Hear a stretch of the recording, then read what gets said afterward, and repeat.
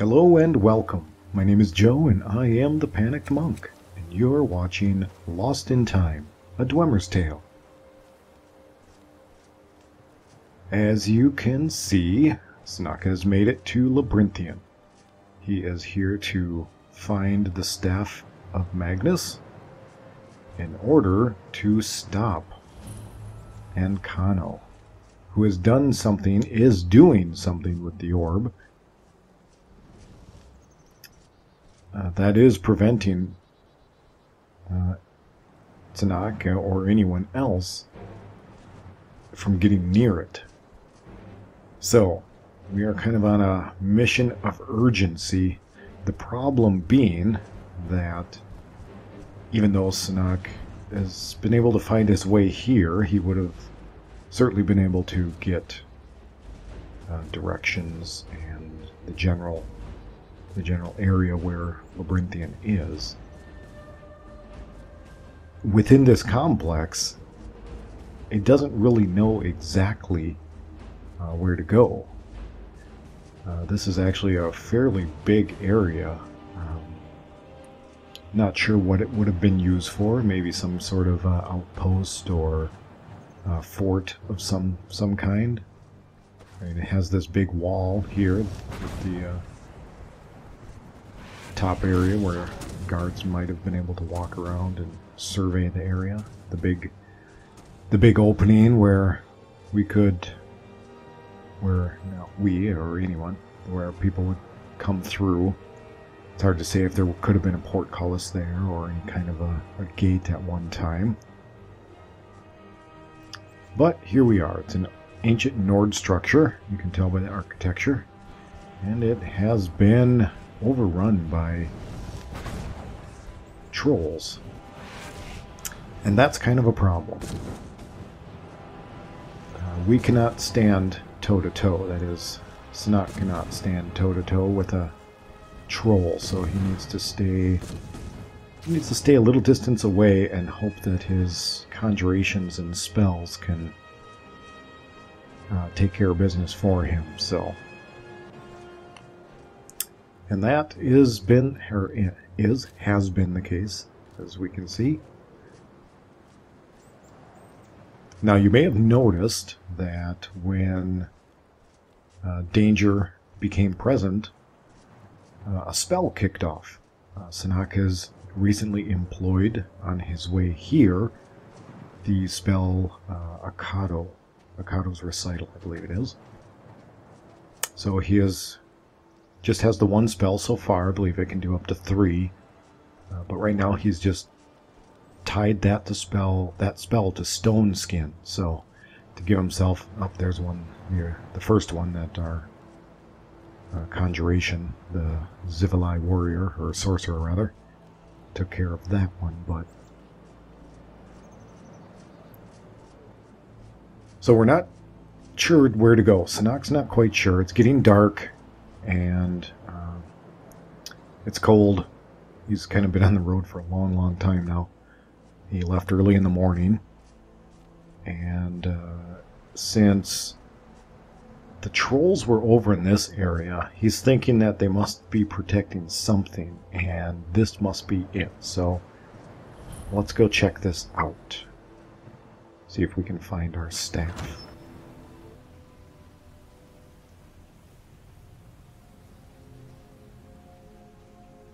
So let's talk about a little bit of what has been going on in the past few episodes. If you've been following along, we have heard inklings, brief passages from a woman. We've heard a woman's voice. It started out at the Oculary in Mazolft. At the very end, we heard a woman's voice reciting some Dwemeris. We haven't gone over or don't know what that means. Szenac knows and has been trying to kind of put that all together on what that could mean. He also, as he was leaving Mazolft, he took some time to rest before he went back on the road, and the Szenac had told him, once appearing to him on his way out, that he needed to go back to the college. So that's what he had done. That's what he did. And he was contemplating, or not necessarily contemplating, but remembering and trying to put together some of these things. And it's this voice, this woman's voice that he had heard, that kind of triggered these memories. If we go way back to, I believe it's episode 9, at the very end, Szenac was reminiscing about when he had fallen or had been released down into the chasm, where he first came across the Falmer and was dropped into the lake, that kind of thing. So at Kagranzel. So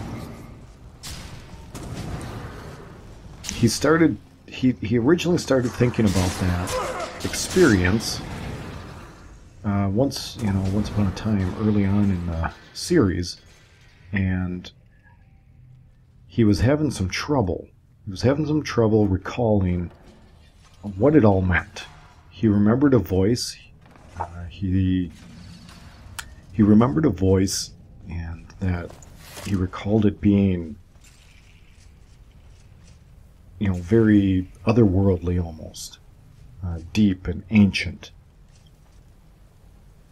And then after that, he couldn't remember. He just couldn't put anything more together until just recently at Mzulft.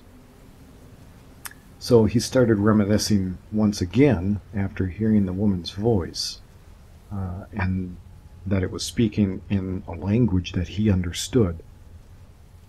So he started to kind of, try to put this all together again, and discovered that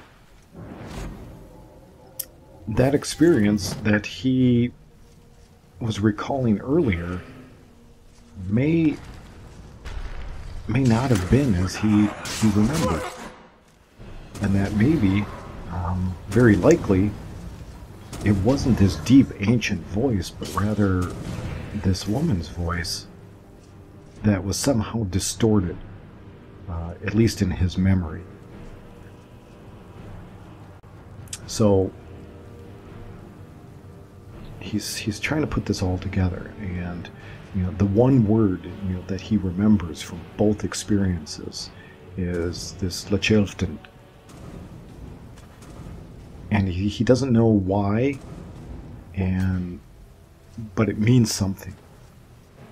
That's what this woman's voice had said. Matzoy Lachelfton. But why? And I'm not going to tell you exactly what that means. We'll get into that soon enough in coming episodes, but it has significance, and he knows it. But he doesn't know exactly what kind of significance it has. He knows it's important, but he doesn't know why. So these last couple episodes are really Szenac pulling together his memories and his recollections, and solidifying what his experiences were. And so these are the things that are kind of running in the back of his mind right now. And the only way he thinks he can make sense of it is by retrieving this staff and penetrating this eye of Magnus, so that he can... Well, he doesn't know. He just believes that it's a key. It's a key to understanding. It's a key to his people somehow. That's what this other voice. So he's got these two things pulling at him, right? He's got this new thing, this new voice, this woman's voice, and he has this other entity that's pulling at him that has been pulling at him from really the very beginning. And this is at more of a subconscious level.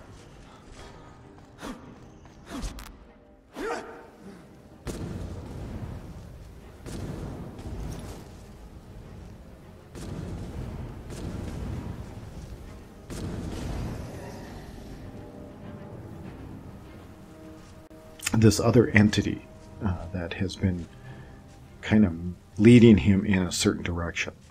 This otherworldly entity. He's seen it in his dreams. He's heard this voice, this kind of hissing, really disturbing voice. And the thing with that is this creature, this being that's kind of manipulating him and putting him in a certain path. It's kind of one of those cases where you can see something in your peripheral vision, but when you turn, it's gone. So he can't put his finger on, what this entity is, or if this entity even really exists, because he can't remember it. He can't see it. But he knows something is there. Something is leading him.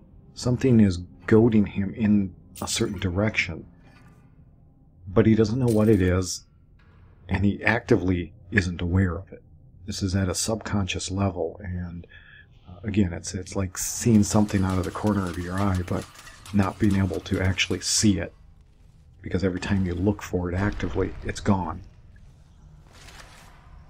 So this other being, this disturbing, hissing creature that's pointing him or pushing him in a certain direction, it has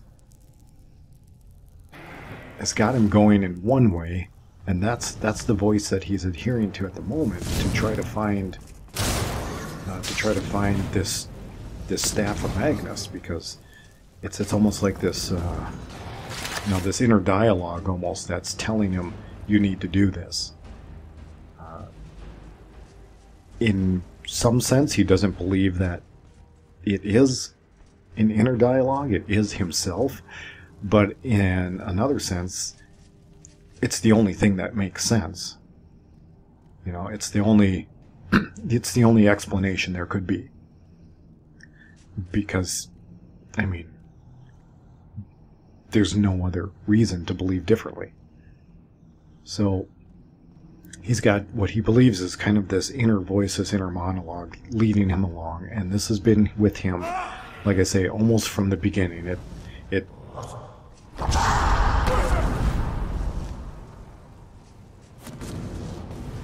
This voice was there, this being was there, right away from the beginning when he emerged from Cagramzel, from the caverns beneath Cagramzel. And he has no reason to believe that it's anything but kind of his subconscious helping him survive. And now we've got this new voice, this new entity that is obviously not his own inner self.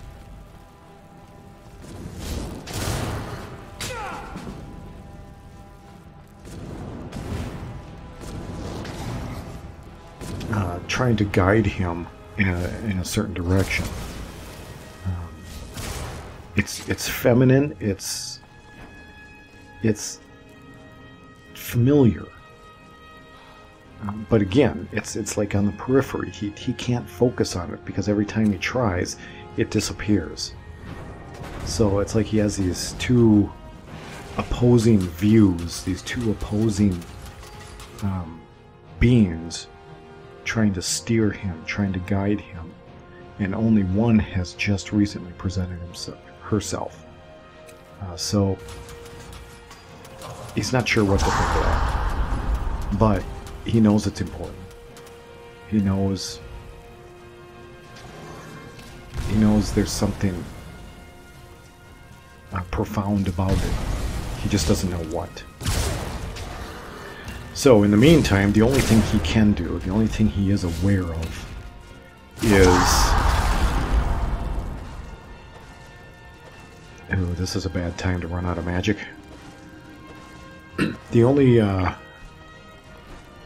thing he's certain about is this voice that's been with him, this creature in his dreams from the beginning, and that's go get the staff. It seemed upset. It seemed upset when Ancano started fooling around with this orb. It almost seemed to know that Ancano was going to do something. But there was nothing, it could do except, try to push Szenac harder. And now here Szenac is in Labyrinthian trying to find this staff so that he can try to release the power of this orb, which he's been led to believe, and has no reason not to believe, will reunite him with his people. The problem being here is, now that he's in the area, he is in this Labyrinthian stronghold, if you will, he doesn't know exactly where it is. Savos is dead and could not help him. Most certainly Savos could have pointed him in a very specific direction, but obviously was unable to.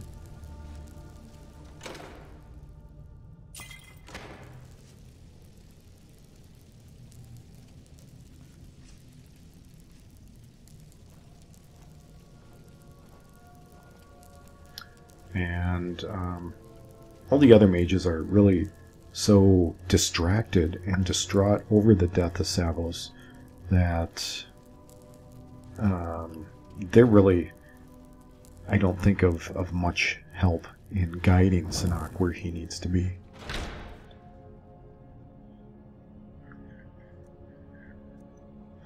So, going on the knowledge that he has and the location, he has found himself here. Now, this obviously is not where he needs to be. There is a chamber here, a hole that he could jump down, but quite honestly, I think Szenac has had enough of deep holes. I just don't think he's really... he just doesn't feel that that's the right place to go. There's nothing about this cavern, this little side chamber in Labyrinthian that has a feeling of power to it. So right now, he needs to find his sword. If you were watching earlier on, you noticed that the Draugr had actually shouted a disarming shout, and his weapon went flying, so now he's got to go find it, because he's not going to leave that behind. He knows it's in here somewhere.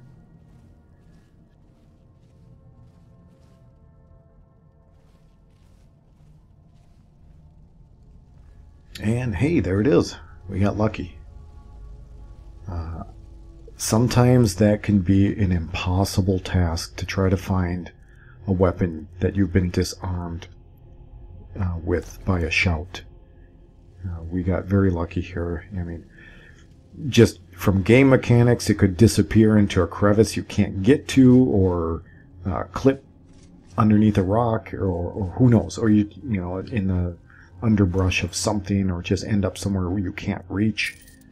So I'm feeling actually pretty good about being able to actually retrieve my sword. So without his sword, I don't know what Szenac would do. He doesn't have a backup weapon. He's got a dagger, I guess, but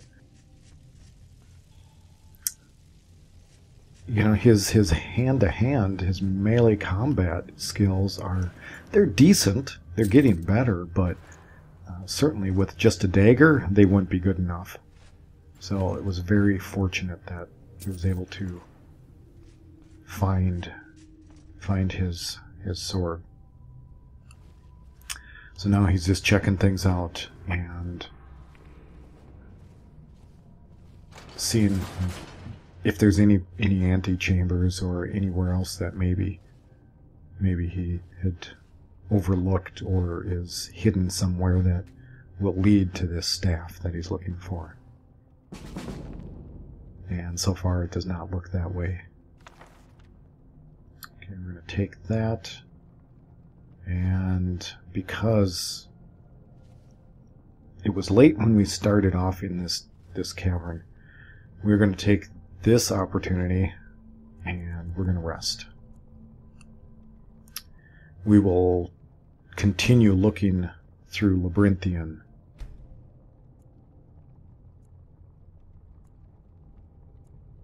We will continue looking through Labyrinthian in the morning.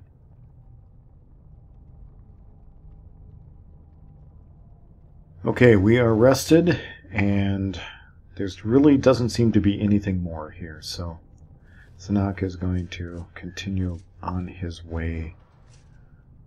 He'll probably check the fallen Draugr on the way out, see if there's anything more of interest here, but outside of going down into that opening, there's really nothing else in here. There's an alchemy station. Maybe we can check that out and see if we have anything that we can craft. We really need healing potions. That's what we need. Unfortunately, it does not look like we have the ingredients we need to craft any. That is really unfortunate.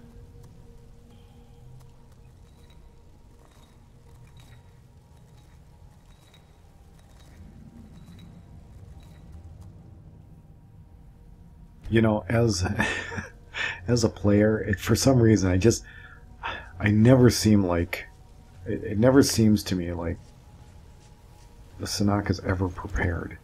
It always seems like he's short something.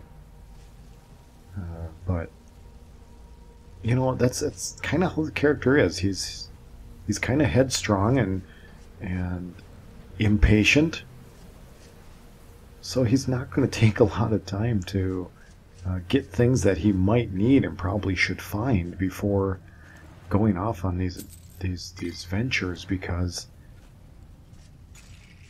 he thinks or is of the mind that there just isn't time.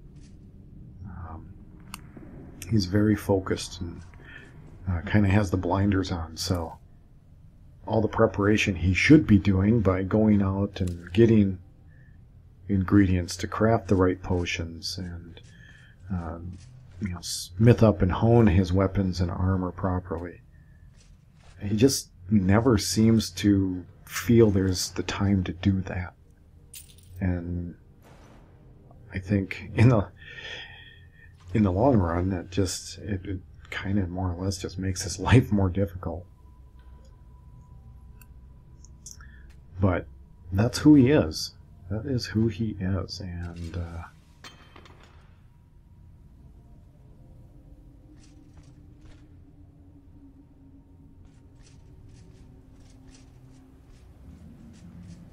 so that's Szenac.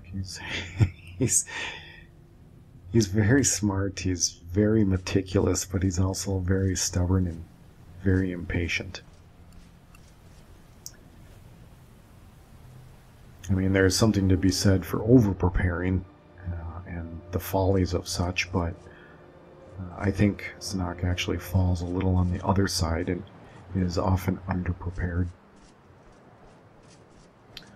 Okay, so we got to keep our eyes peeled. We got to keep our eyes peeled for trolls to make sure we don't get caught off guard. One can generally keep ahead of them, but they will pursue. They're not going to let you go too quickly. So, and like I mentioned earlier, Szenac is not good in melee well enough to take down a troll in hand-to-hand combat. If he gets a couple really good strikes, he might have a chance, but if that troll gets a couple of good attacks in as well, Szenac definitely will not fare nearly as well as the troll. So, Alright, well, I'm not sure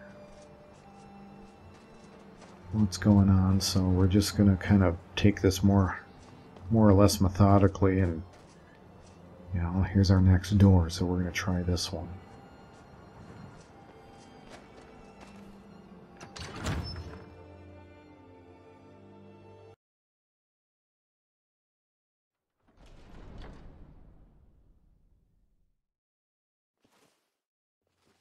Now, many of you will probably recognize this area. In all honesty, I have actually never done this little section. This, of course, is Shalidor's Maze. I've seen the book on several occasions, but I've never really sought out or come across the actual maze itself. So this was kind of fun, and again, from a roleplay perspective, Szenac is taking this Labyrinthian in kind of a measured a measured way. He's being methodical about how he approaches and covers the area of this stronghold. So this was the next in line, so he's going to check it out and make sure that he doesn't miss what he's looking for. He doesn't know what's around the corners. He doesn't know what might jump out at him from any particular, any given area. So let's go take a quick look, shall we? Well, there it is, or at least part of it. It's not a big area by any stretch, but it is interesting. And if you have not done Shalidor's Maze, I recommend it. It can be kind of fun.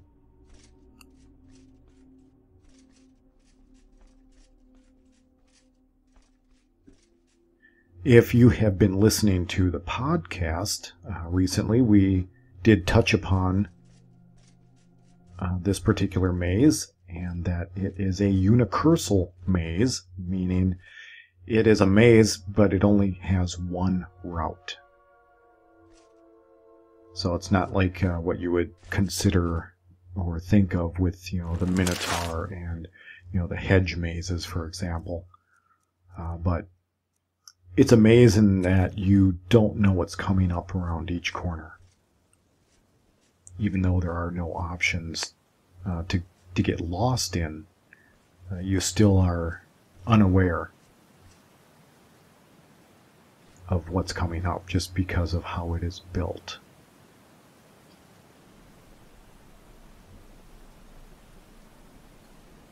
Another look at it. So we have Szenac, has some work to do. This is a good vantage point. So there it is. It's kind of an hourglass shaped almost.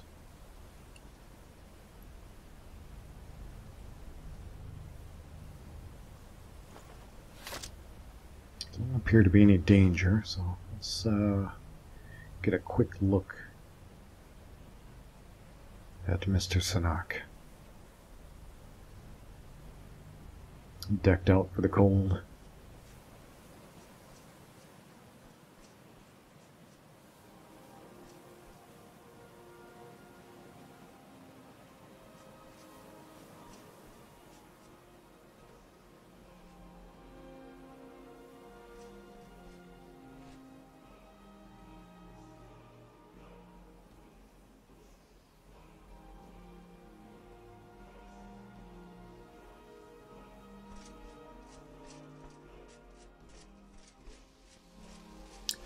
Szenac finds these Nordic walls, these dragon walls, interesting, but he's a little wary of them. He doesn't know what they mean. They imbue some kind of power. He knows that much. But he's a little skeptical of getting too close at this point. If what he's looking for is not obviously there, he's not gonna get too close to it. Now these are just kind of nothing special weapons, but the fact that they're up here in this place kind of intrigues him, so he's gonna grab them and take a closer look. One is obviously elven, so that piques his interest. So he's gonna take that. I don't know what he's gonna do with it, but he felt compelled to take them. So here we are, close to the maze. Oh, we can see a skeever down there. It was close enough to trip our stone skin. Let's see if we... yeah, I think we can probably conjure up something down there and at least clear part of our way. It would be nice now if our conjuration would kind of run the maze itself, trying to find us, you know, to meet up with us.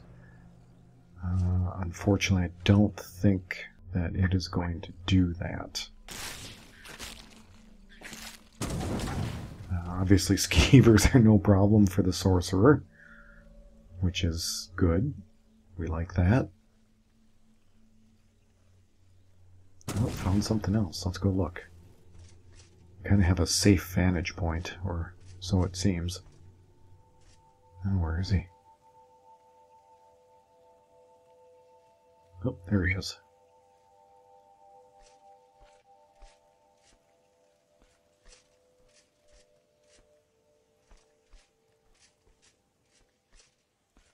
So I am actually interested in your theories and thoughts on this feminine voice that we've heard just brief snippets of. Just kind of curious. I know what it is. But I'm curious what kind of thoughts or theories might be running through your minds. Okay, well, this place outside of in the maze doesn't appear to be dangerous. Well, maybe I should take that back. It was dangerous for this person.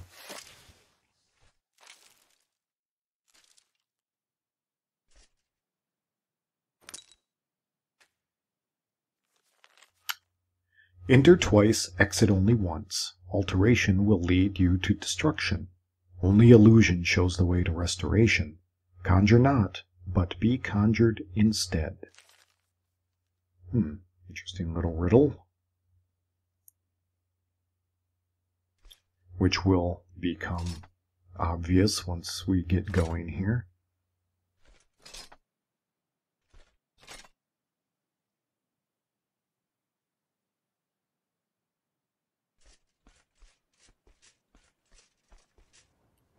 Okay, well that is alteration. And we picked up 4 staves. Now the note mentioned 4 different things outside of conjuration. So let's go ahead and grab an alteration staff and see what it does. Alright, perfect. Now, the sorcerer has well dissipated by now. That spell actually lasts, that conjuration lasts for quite a while, but at this stage, at this point in time, it's not going to catch up with us. It's either going to get stuck, it's going to get defeated, or it's going to disappear, disapparate, if that's a word. I know they use it in Harry Potter, but that doesn't necessarily mean it's a word.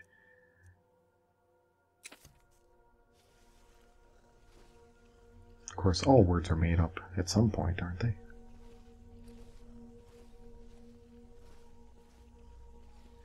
Alright, so we're going to take some caution, because, like I say, even though we only have one direction we can go, we can't see ahead of us very far, and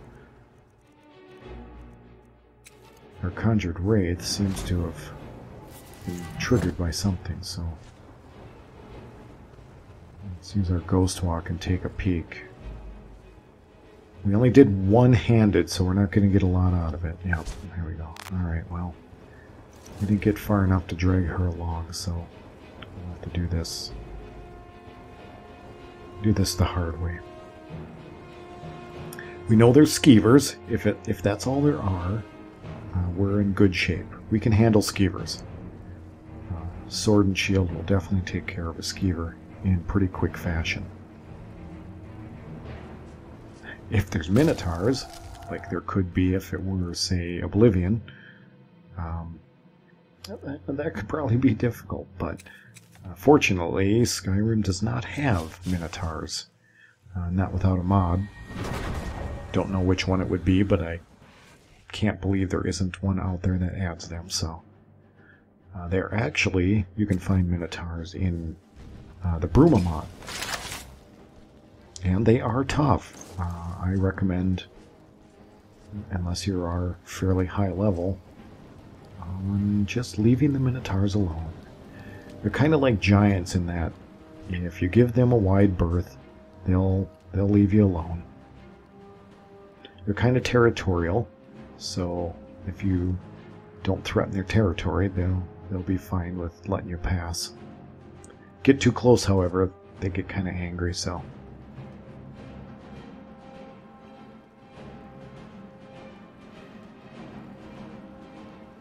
But then again, I was pretty low level with the character I was actually checking Bruma out with, so it could have just been a mismatch in levels. Seriously?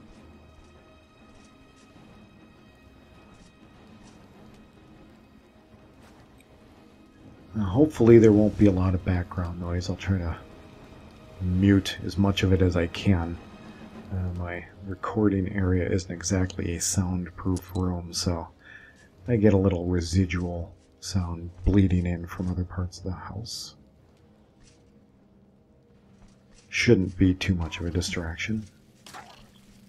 Me blathering on about it is probably more of a distraction than the sounds themselves, so.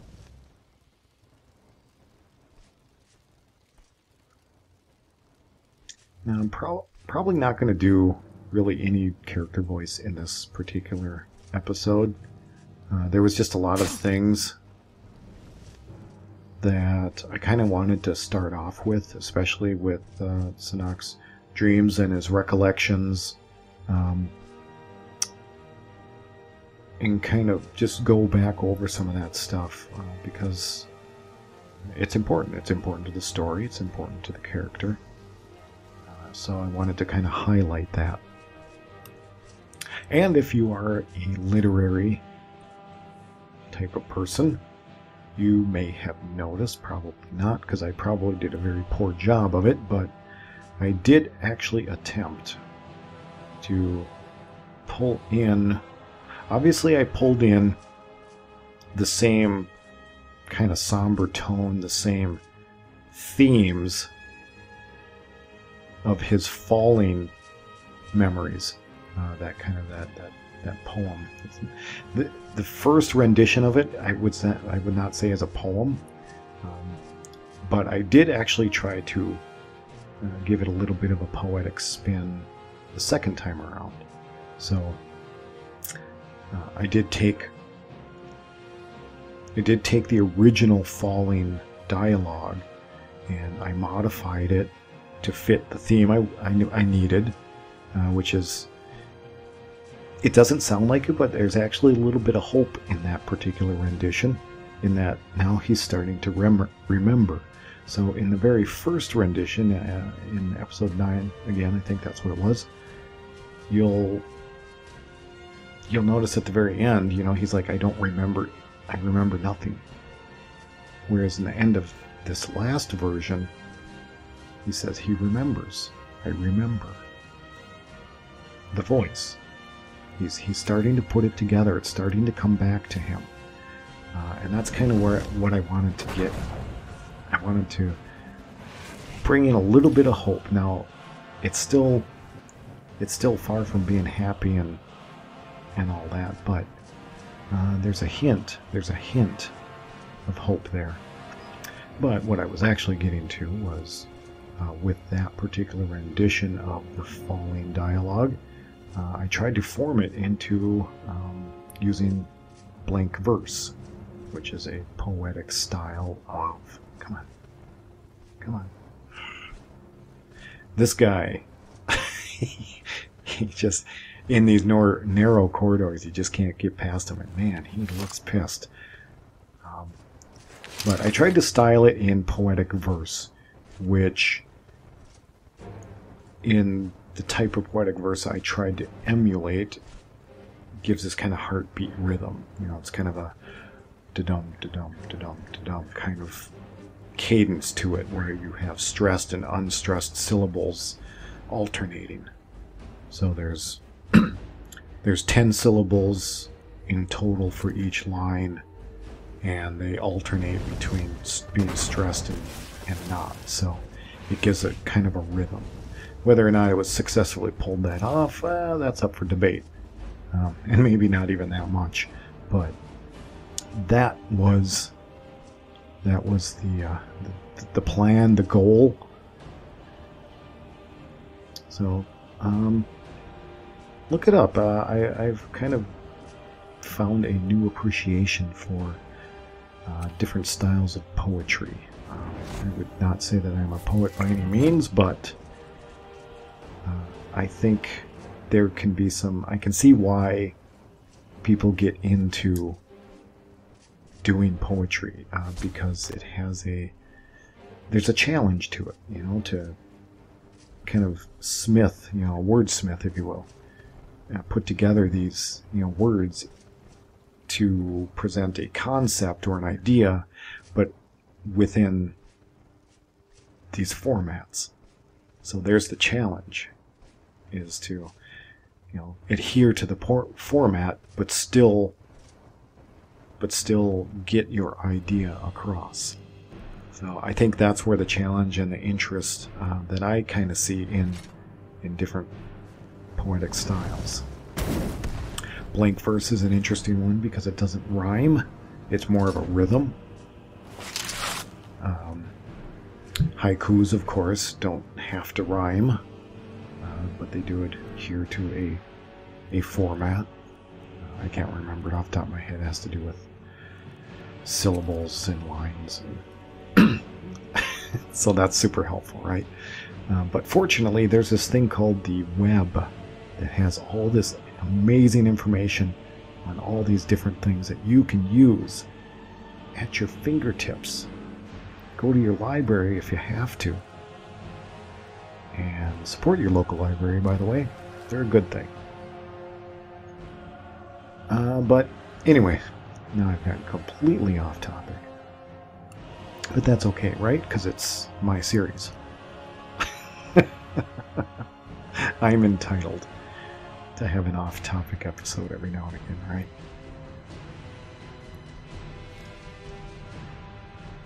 I actually kind of got into looking at poetry and the different poetic and some of the different poetic styles when I was writing The House of Troubles. So if you have read that, you will have noticed that there was a couple passages from a book within that story that had some poetry written in it. If you have not read it, check it out. There's a great opening audio piece that Matt had done for me for that story. So you can go and listen to that and decide if there's anything more about the story that interests you, and then just go check out the rest of it and read up on it. I believe, if I remember correctly, Matt's rendition is his audio work. Covered approximately about 1/3 of the story, so there is plenty more there to be had if you are interested. And that is actually a story that I wrote a couple years ago as a project for a Camp NaNoWriMo. The first one that I had ever tried, that my daughter had talked me into giving a try. So, and then honestly, I don't think she followed up with hers, so she tricked me into it. But I had a lot of fun. So I haven't done a NaNoWriMo since then, but I have continued my writing. So I do have a continuation of Enorath's story in the works. I've got about 50 pages of that. Probably, I think 52 actually, written on that. Kind of detailing her story as it began from being abandoned down in Blackreach. So basically from the start of my gameplay. That is not out for public consumption as of yet. It is something I am hoping to maybe do an audio version of reading of it myself, but I should get that out there for everyone to critique and look over at some point. In one of these little sliding corner pieces a while back, there was a bloody head and a coin. Szenac was not about to take that coin. It just seemed like a bad omen. So he just kind of closed that back up. Why exactly there was a head in there, we don't know, but I honestly don't know why any of this stuff is in any of these little corner cubbies.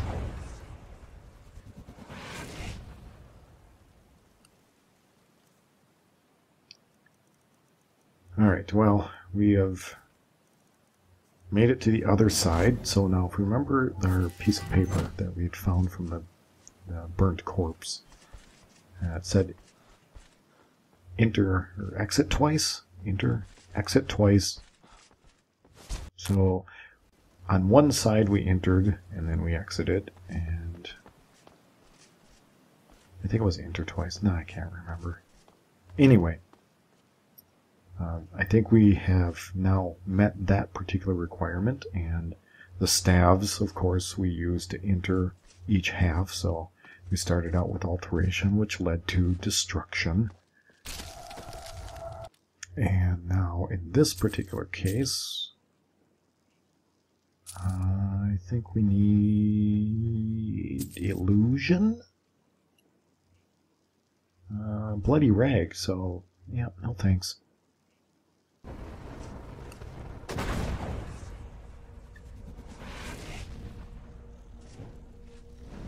Go, sorcerer, go! Or not. Alright, we're going to take a look ahead.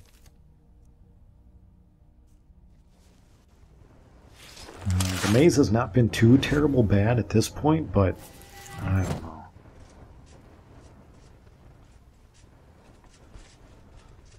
Seems like the further we get into it, the worse our challenges are going to get.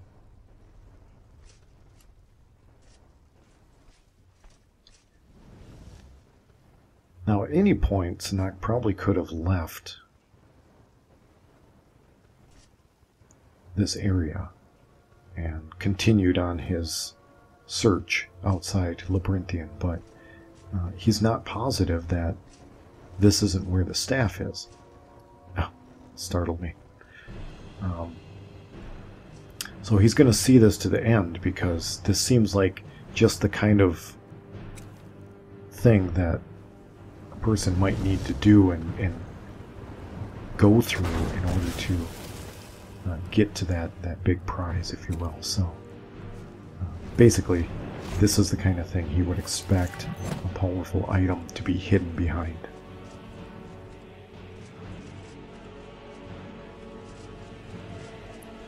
Alright, run, run, run.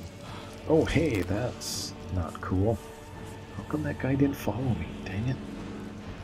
That was kind of the point of doing that ghost walk, was to try to drag him along with me to, you know, pull him into any opponents like this thing.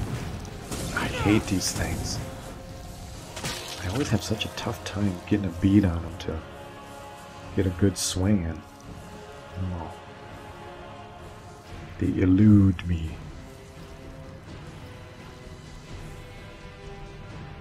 Alright, this thing... Let's see, do we have any frost? Seems like that would be good. I don't know. Do ice raids, are they susceptible to poison? We'll give it a shot. Who knows? Frost. That'll help. Goose the stamina. Alright. Now I feel a little bit more ready. And wouldn't you know, all that prep and our sorcerer took it out. Now, that's okay. Better to be over-prepared and not needed than under-prepared.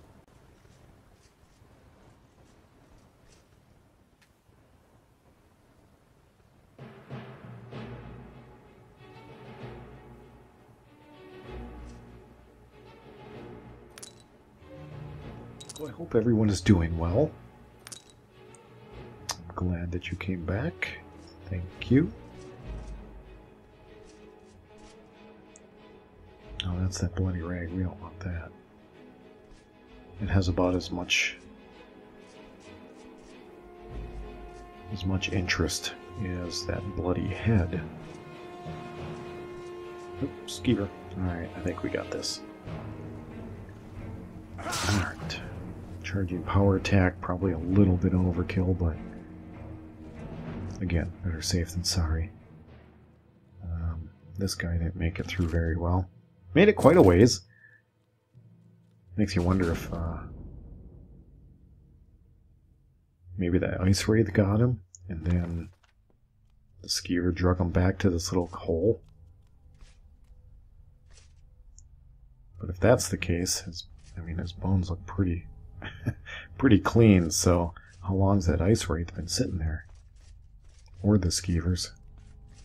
Or did they just pick it apart that quickly and that thoroughly? Hard to say. They probably are pretty hungry if they were trapped in here. Skeevers, that is. Or are they just conjured into this mage by some kind of unknown magic when we entered the room? Hard to say. We don't know anything about the maze. We don't know. At this point, Szenac does not know that this is actually Shalidor's maze. I don't believe he's come across that book at all. So, he doesn't know what this thing is all about or why it exists, but he knows that it's a potential hiding spot. Okay, yeah, I think that's illusion, right? So he knows it's a potential hiding spot for this Staff of the Staff of Magnus. I almost said Magnus, which doesn't make any sense. I think we missed. Szenac is terrible with staves. He does not like them at all.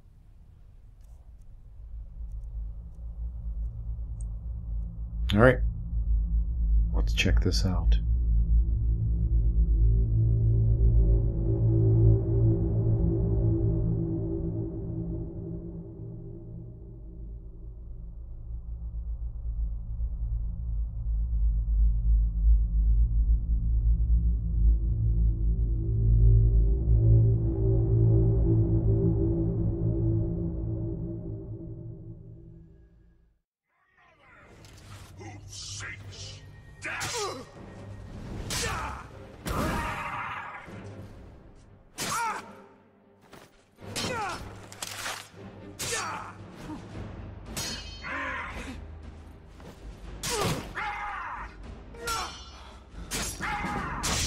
Oh, good.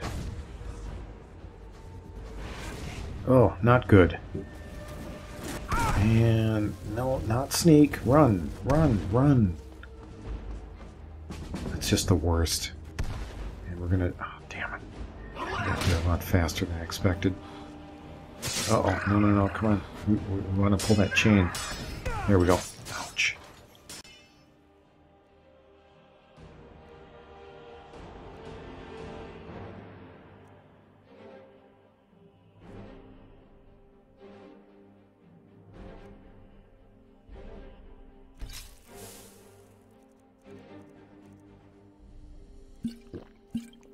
Okay, heal up.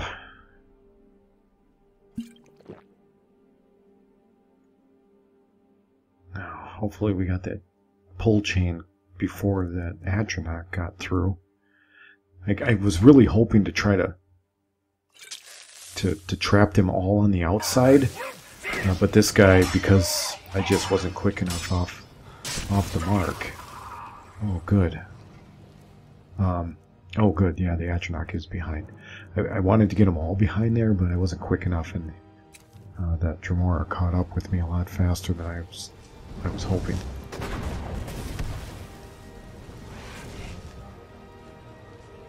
Oh, that's not what I wanted. I think my conjuration actually went behind the wall.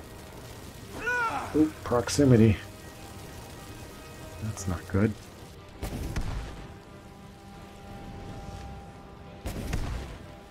Yeah, see, I think that my conjuration ended up on the other side of the wall somehow, so let's try it again. Oh, they moved. Yeah, we're hurting. Hopefully we have something left.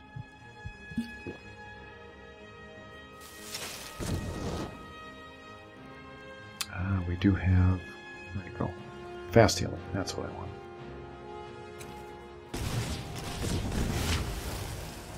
Ah, well done.